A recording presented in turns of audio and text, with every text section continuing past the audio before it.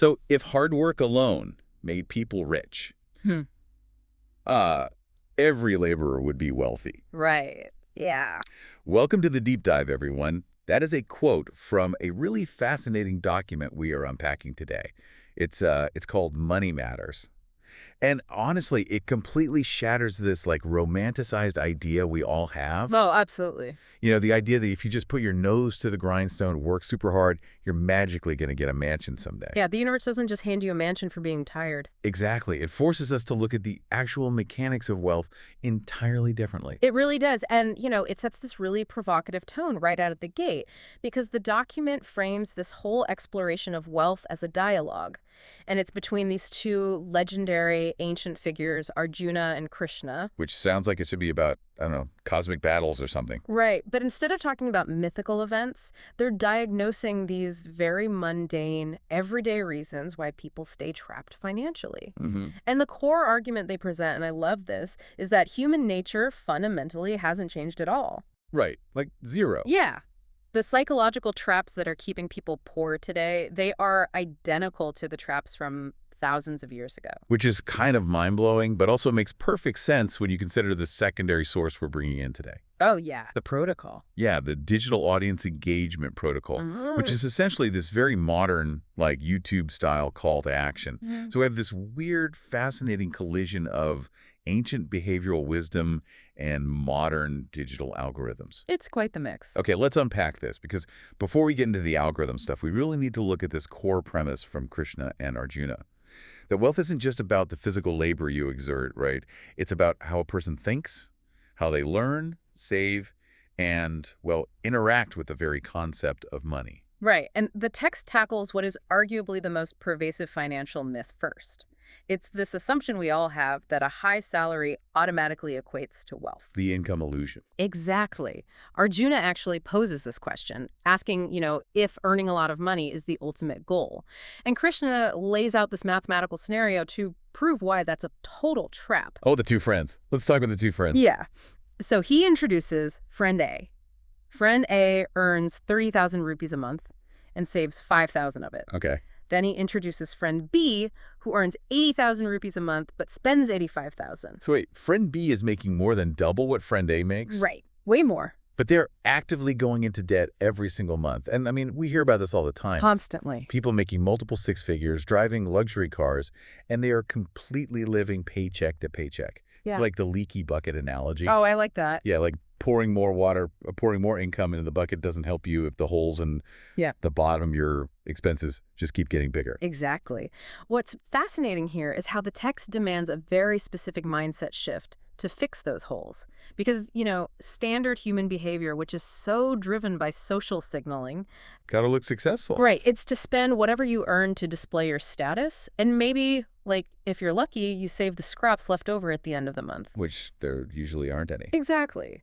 But the wealthy, they flip that equation entirely. They extract the savings first, they take that 5,000 rupees, they secure it, and then they build their lifestyle around the remaining amount. So it's not about the volume of water hitting the bucket. No. The fundamental insight is that wealth isn't defined by the volume of capital flowing through your hands. It is defined entirely by the capital that actually stays there. So the math there is, it's incredibly straightforward. Save first, spend less than you earn. Even a fifth grader gets that math. Totally. But if it's so easy, why are so many really intelligent, high-earning people absolutely drowning in debt? There has to be some sort of psychological block here, overriding the logic. There absolutely is. And the text identifies it as this relentless battle between short-term pleasure and long-term freedom.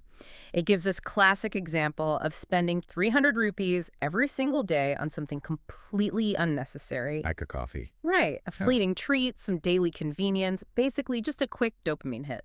Okay, so what does this all mean for us day to day? Because look, I got to be honest here and push back a little. Go for it. We all know the whole skip the daily latte math. Sure.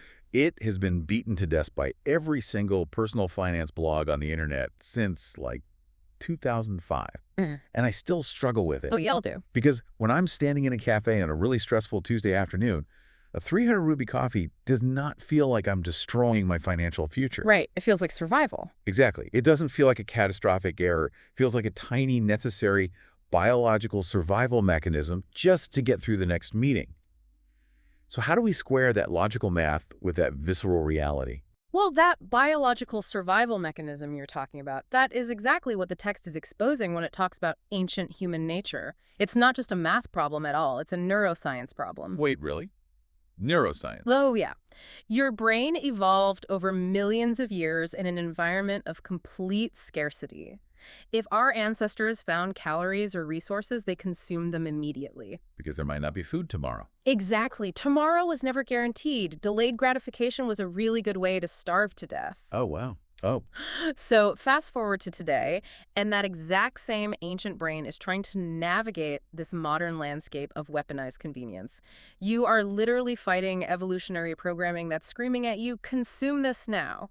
so in the moment, in the cafe, the thief that's stealing your future opportunity is completely invisible. You're just like answering this ancient biological urge. And it's aided by billions of dollars of modern marketing. Yeah. And the invisible nature of it is what makes it so incredibly dangerous. Because it doesn't look like danger. Right. The text notes that spending that 300 rupees daily versus investing it over 10 years creates this massive, life-changing divergence. There's this really beautiful quote from the source, actually. It says, "Just as a river is formed drop by drop, wealth is created rupee by rupee." Drop by drop. Yeah.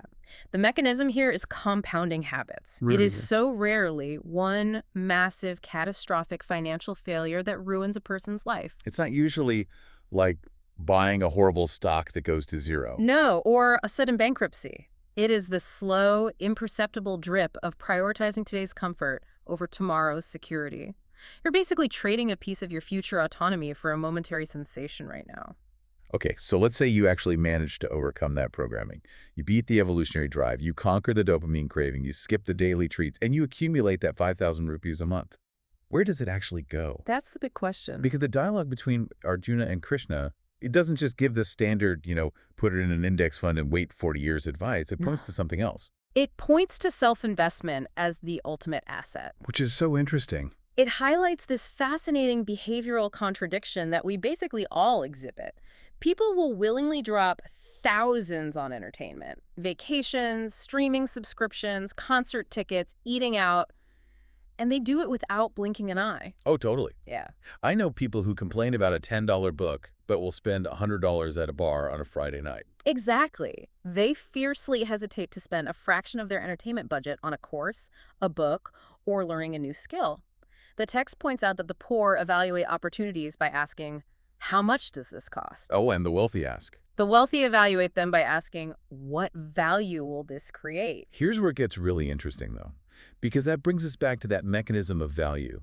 Going back to our initial quote about the laborer at the very start of the show, we often have this trap of thinking if we just put in more hours or like lift heavier things, we should get paid more. Right. The effort illusion. Yeah, but the market doesn't care how tired you are. It cares about the scale of the problem you are solving.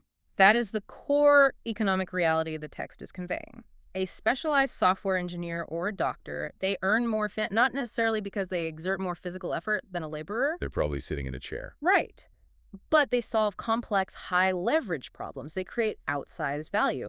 And Arjuna actually asks Krishna about this in the context of the future, specifically regarding things like AI and automation shifting the whole economic landscape. Which is incredibly relevant today. And the response is profound. It says the future belongs to the most adaptable, not the strongest. If we connect this to the bigger picture, the metric of success isn't figuring out how much money do I want. It's what problem can I solve? Exactly. What problem can I solve? But the irony here, and it's actually kind of painful when you think about it, the text points out that from a single smartphone, literally anyone can learn sales, coding, AI tools, digital marketing, entirely new languages. All for free or very cheap. Yes. Yeah. The exact same glowing rectangle we use to doom scroll for 3 hours, watch, dancing cat videos, and argue with complete strangers. It is simultaneously a portal to almost all human knowledge. It is the most powerful, most accessible educational tool in the history of human civilization. And it's just sitting right in your pocket. It's wild. But the default human setting, which is driven by that same ancient biology we just talked about, is to use it for passive distraction rather than active adaptation. Because scrolling is easy calories for the brain. Exactly. It's the digital equivalent of eating sugar. Okay, I'm tracking all this. The individual responsibility, the upskilling, the saving of pennies, the drop by drop. But look, it naturally invites a massive critique. I know where you're going with this. Yeah, because focusing so entirely on individual mindset, it feels like it's ignoring reality. What if you are born into deep poverty? What if the economy completely crashes? What if you are dealing with blatant systemic inequality or a truly toxic boss? It feels a little, I don't know, reductive to just tell people to adapt when the game is fundamentally rigged against them from the start. And Arjuna brings up this exact tension in the dialogue. He asks if it's wrong to blame the government or society or a bad boss when things go wrong. Yeah, and what does Krishna say? Well, the text doesn't shy away from it. Nor does it deny the systemic unfairness. It doesn't pretend we live in some perfect meritocratic utopia. External factors are entirely real, and life is wildly unfair. Okay, so it acknowledges that. Yes, but it makes a crucial distinction using a very vivid analogy. It asks you to imagine two people standing in a pouring rainstorm. Okay. One person stands there complaining bitterly about the weather, how unfair the storm is, and how wet they're getting. The other person starts gathering wood to build a shelter. Who gets dry? Well, obviously, the person who builds the shelter gets dry. Mm. But, and here's my pushback on behalf of everyone listening. If someone artificially seeded those clouds, right, or if someone locked them out of an existing building, isn't the anger completely justified? Telling someone to just build a shelter when they shouldn't be standing in the freezing rain to begin with, it feels incredibly dismissive of their reality. This raises an important question, and it's a completely valid point. But the dialogue isn't invalidating the anger. The frustration is likely 100% justified. Right. What the text is getting at is the utility of your energy. It is fiercely, almost ruthlessly pragmatic. Complaining might be completely accurate. You might be perfectly right that the system is rigged and the storm is unfair. But being right doesn't keep you warm. Exactly. Being right doesn't build a shelter. You are still standing in the freezing rain. The mechanism here is your locus of control. The text explicitly states responsibility is power, excuses are weakness. So by blaming the boss or blaming the economy, even if they genuinely are at fault, you are essentially outsourcing your own agency. You are rendering yourself completely helpless. You're declaring that your life cannot improve until an external force, the government, the corporation, the weather, changes its behavior. Which you have zero control over. Right. But the shelter builder, they accept the reality of the rain, regardless of how unjust it is, and they direct all their available energy toward changing their immediate condition. Taking responsibility for what you can control, your savings rate, your skill acquisition, your daily habits, that is the only actual lever you have to pull. It's not about ignoring reality. It's about surviving and thriving within it. Exactly. So pulling this all together for you listening, financial freedom isn't built by like a single windfall or sheer physical exhaustion. Yeah. It's built by hundreds of small, deliberate, almost invisible daily decisions. Yeah. Is putting that 5,000 rupees away before you inflate your lifestyle on the treadmill, beating the biological urge for that instant gratification, using that supercomputer in your pocket to build skills that solve high-value problems rather than just scrolling, and ultimately taking absolute unwavering ownership of building your own shelter. And the delivery method of all these profound ancient-style philosophies brings us right back to our secondary source. Oh, right. The digital audience engagement protocol. Yes, because this entire nuanced dialogue between Arjuna and Krishna ends with a completely modern, algorithm-driven request. It literally ends with, if you enjoyed this conversation, please like, subscribe, share, and hit the notification bell so you never miss a video. It's amazing. It's brilliant. We are exploring these timeless human truths about resisting quick dopamine, and then boom, we're right back in the modern engagement loop. But it proves the point perfectly, doesn't it? The exact same digital infrastructure that traps us in those distraction loops is being used here to deliver the cure. The medium and the message just totally colliding. Yeah, and to wrap up the message itself, Krishna leaves Arjuna with a closing maxim in the text that distills everything we've talked about today regarding agency and adaptation. He says, "Do not ask whether the future will be better. Ask whether you are becoming better for the future." Wow. That is the entire lesson distilled into one sentence. It really is. Well, as we sign off, I want to leave you, the listener, with one final thought to mull over. Just A a little bit of homework for your brain. Oh. So, the text claims human nature hasn't changed in thousands of years, right?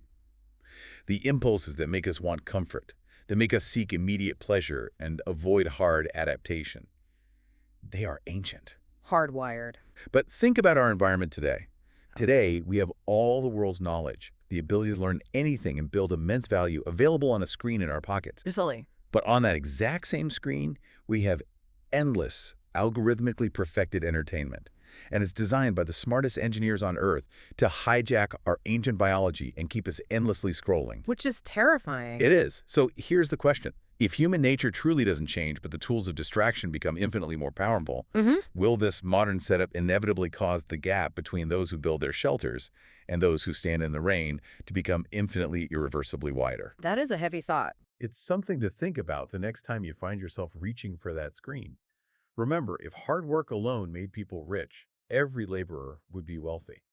It's about what you choose to do with drops of water before they... If you enjoyed this video, please like, subscribe, and share it with your friends and family. Don't forget to hit the notification bell so you never miss our latest videos. Thank you for watching and supporting our channel.